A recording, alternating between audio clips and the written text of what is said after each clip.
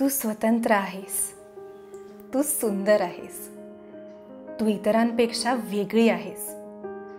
कधी टिकली, कधी नथ, कधी सुरमा, तर कधी डोक्यावरून पदर. तुझे वेगळेपण तुझ्या देहबोलीत आहे, तुझ्या विचारात आहे.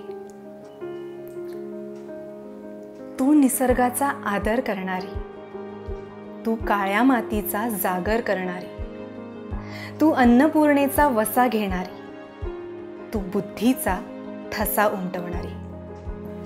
तुला समजून घेण्यासाठी, तुझ्यातील क्षमता ओळखण्यासाठी, तुझ्यातील स्त्री शक्तीची महती जाणण्यासाठी जिथे पुस्तकही अपुरी पडतात, तिथे तुझी वर्षानुवर्ष सुरू असणारी ही झुंज केवळ एका दिवसाच्या गौरवाने संपुष्टात येईल का?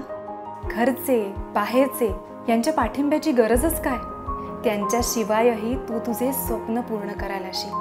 अन्यायाचा बाऊही करू नकोस आणि अन्याय झाला म्हणून रडतही बसू नकोस.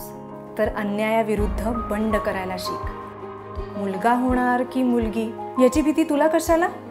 आधी स्त्री म्हणून स्त्रीचा सन्मान करायला शिक.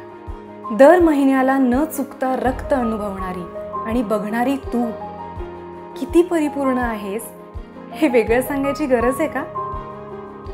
तू स्वयंभू आहेस. बाजारातील मूर्तींबरोबर स्वतःची तुलना करू नकोस.